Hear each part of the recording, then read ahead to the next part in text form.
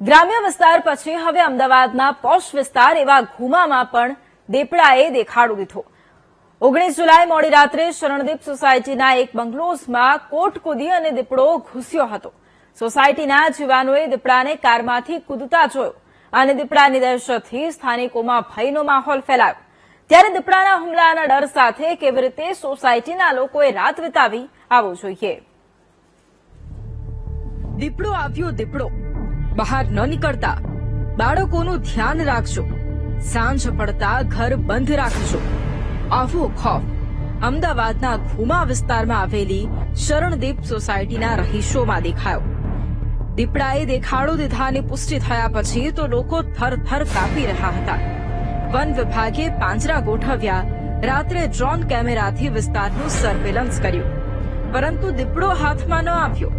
પરંતુ દીપડાના ડર સાથે આખી રાત લોકોએ કેવી રીતે વિતાવી, શરણદીપ સોસાયટીમાં કેવો માહોલ હતો તે વીટીવી ન્યૂઝની ટીમે અંધારી રાતમાં ભયના માહોલ વચ્ચે જાણવાનો પ્રયાસ કર્યો। અમદાવાદના ઘુમા વિસ્તારમાં શરણદીપ મેન્શન સોસાયટીમાં દીપડાની એવી દહેશત છે કે સાંજના 6 વાગ્યા પછી 120થી વધારે ઘરો જે છે એટલે કે બંગલાઓ છે કરોડોની કિંમતના, તે તમામ બંધ થઈ ચૂક્યા છે। જે લોકો બહાર નીકળે છે તે પોતાની ફોર વ્હીલમાં જ નીકળે છે। સ્વાભાવિક છે કે અહીંયા કહેવામાં આવ્યું છે કે ફોર વ્હીલ સિવાય નીકળે નહીં, પણ આપ જોઈ રહ્યા છો તે પ્રમાણે તમામ જે ઘરો છે તે પરિવાર પોતાના અંદર એટલે કે ઘરમાં તેઓ પહોંચી ચૂક્યા છે। ફોરેસ્ટ વિભાગ તંત્રએ કીધું છે કે સાંજના 6 વાગ્યા પછી કોઈ વધારે બહાર ન નીકળે, કારણ કે દીપડાની દહેશત છે। 5 પાંજરા મૂકવામાં આવ્યા છે। આ સોસાયટી હું આપને બતાવવાનો પ્રયત્ન કરી રહ્યો છું કે બહુ મોટી સોસાયટી છે, પણ તે સોસાયટીમાં ખાસ કરીને આપને પરિસ્થિતિ બતાવવાનો પ્રયત્ન કરીશ કે આ સોસાયટી છે તે સુમસામ થઈ ગઈ છે। સાંજના 6 વાગ્યા પછી જ્યાં ચહલ પહલ હોય તે સોસાયટીમાં અત્યારે એક માણસ નથી। લોકો નીકળી રહ્યા છે કારણ કે કામની જરૂરિયાત હોય, પણ તેઓ પોતાના ફોર વ્હીલમાં નીકળે છે, પણ તમામ ઘરો જે છે તે બંધ કરી દેવામાં આવ્યા છે। સાંજ પડી, અંધારું થયું કે 7 વાગ્યામાં જ સોસાયટી સુમસામ બની ગઈ। સુરક્ષા ગાર્ડ હાથમાં લાકડીઓ અને ટોર્ચ સાથે ફરજ બજાવતા નજરે પડ્યા। લોકોને ઇમરજન્સી કામ સિવાય અને તે પણ કાર હોય તો જ બહાર નીકળવા સૂચન પણ અપાયું હતું। રાત્રિના સુમસામ સન્નાટા વચ્ચે અમે કેટલાક સ્થાનિકો સાથે વાત કરી, જેઓ પણ સોસાયટીની ચિંતામાં જાગી રહ્યા હતા। તો સાંભળો શું જણાવ્યું।